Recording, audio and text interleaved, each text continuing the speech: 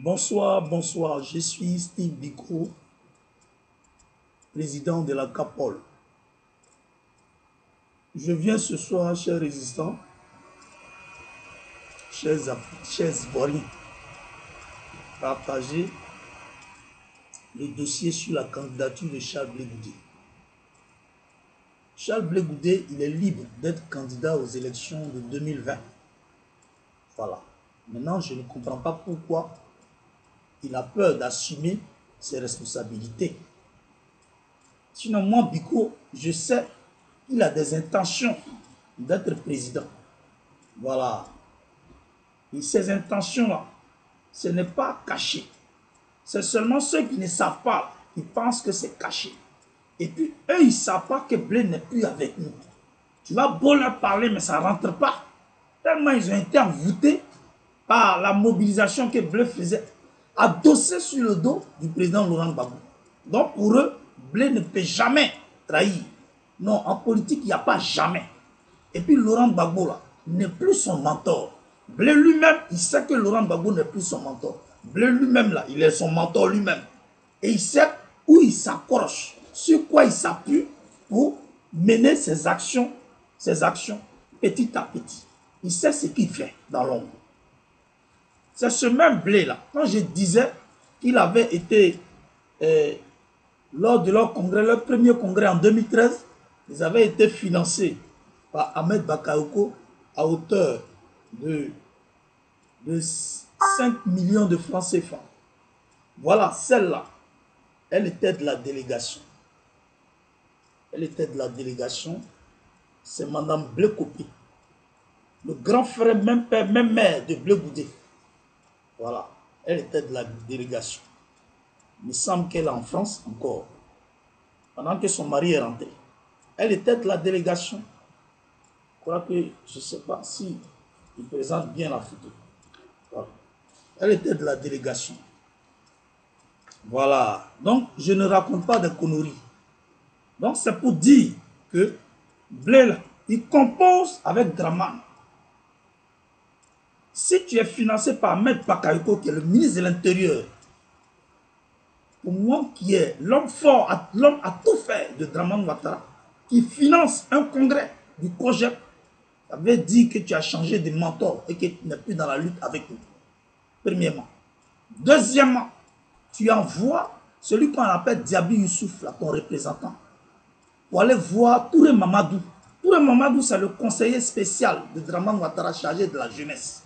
Ce Touré Mamadou-là, il n'y a pas longtemps, il était en France. Il a demandé à Diaby Youssouf d'aller le rencontrer. Et Diaby Youssouf a allé le rencontrer à l'hôtel. Il a même dit à Diaby Youssouf qu'il était fatigué, il voulait dormir. Diaby Youssouf lui a dit qu'il prend tout son temps pour l'attendre. Il a attendu. Ce dernier est descendu. Ils ont échangé. Il a dit à Diaby Youssouf que lui, là, il ne peut pas être le parrain parce que Blé a demandé à Touré Mamadou d'être le parrain du congrès, du COJEP. Parce que leur siège là se trouve à Azito maintenant. C'est là-bas ils tiennent leur réunion. Alors, il a demandé à Touré Mamadou d'être le parrain du congrès. Touré Mamadou a répondu à ce dernier-là pour lui dire que lui, il est un chef. Et son chef, c'est Draman Ouattara. Lui ne peut pas être parrain du COJEP. Il ne peut pas être parrain du congrès du COJEP. Parce que lui, il est un chef. Tant qu'il n'a pas avisé son chef, lui ne peut pas prendre sur lui la responsabilité d'être parrain du COJEP. C'est-à-dire, eux là, et ils reconnaissent le chef et ils respectent le chef. Mais c'est entre nous, là, on ne respecte pas notre chef. On fait ce qu'on veut. Et puis vous pensez que ce dernier, il est encore avec nous. Ce Touré Mamadou est rentré. Ça s'appelle comment?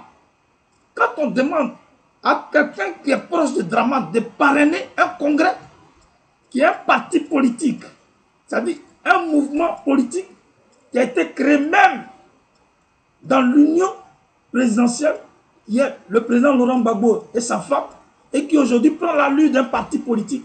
Et puis en même temps, on va flirter avec ceux qui nous ont massacrés, qui ont massacré nos parents, tué nos parents, pour demander que ces derniers-là parrainent un congrès. Vous pensez que ce parti-là est avec nous et avec Laurent Gbagbo? Non. Lui, il vole seul. Et il cherche à voler seul. Et je vous informe que lui, Laurent Gbagbo n'est plus son mentor. Enlevez ça dans votre esprit. Quand Saraka, docteur Saraka, fait sortir de sa bouche que 2020, Blé ira aux élections, si docteur Saraka fait sortir ça de sa bouche, c'est que c'est Blé Goudé qui a parlé. Donc, arrêtez de nous distraire avec vos histoires de dire il a démenti. Blé, c'est lui qu'on appelle le rat au mille trous. Quand il balance une information, il attend les réactions. Quand il sent que les réactions ne sont pas à sa faveur, il change d'avis. C'est comme ça qu'il fonctionne. Comme vous ne le connaissez pas, moi, je ne fonctionne pas et je ne réfléchirai pas comme vous. Arrêtez de me distraire et arrêtez de nous distraire. Parce que nous, on sait où il veut partir. On sait où il a envie d'arriver. Être président, c'est normal. Tout être humain qui est citoyen d'un pays peut aussi aspirer à être président. Ce n'est pas un crime. Mais il faut avoir le courage de le dire. Parce que nous autres, on sait que c'est là-bas que tu vas. Seulement qu'il y a beaucoup qui pensent que c'est un jeu et que ce sont des rumeurs. Mais la rumeur, elle a trois objectifs. La rumeur a trois objectifs. Quand on parle de rumeur, ça ne veut pas dire que quand on dit une rumeur, elle est fausse. Non. Cette rumeur a un fondement. Voilà. Blé, depuis il est en prison, il ne souffre pas. Parce qu'il appelle ses partisans. Et il cause avec eux, il échange avec eux pendant 2 heures, 3 heures de temps. Souvent même, il fait plusieurs réunions au téléphone avec eux. C'est ça, vous appelez quelqu'un en train de souffrir en prison? Arrêtez ça. Arrêtez. Nous-mêmes qui sommes en exil, là, nous souffrons plus que lui. Nous souffrons plus que lui. Donc arrêtez de le défendre. La seule personne qui respecte les règles et les lois, la seule personne qui respecte l'homme et la seule personne qui est toujours dans la ligne droite, c'est le président Laurent Gbagbo. C'est lui seul que nous on suit, c'est lui seul que nous on regarde. Et d'ailleurs, bientôt, il sera libre et Dieu bénira le peuple de Côte d'Ivoire. Le peuple déterminé, je dis bien. Vous les Judas et les traîtres, les collaborateurs, ayez le courage d'afficher votre traîtrise. Et comme ça, le peuple sera bien tamisé et nous allons arriver à la terre promise. Parce que vous êtes encore au milieu de nous et puis la libération tarde.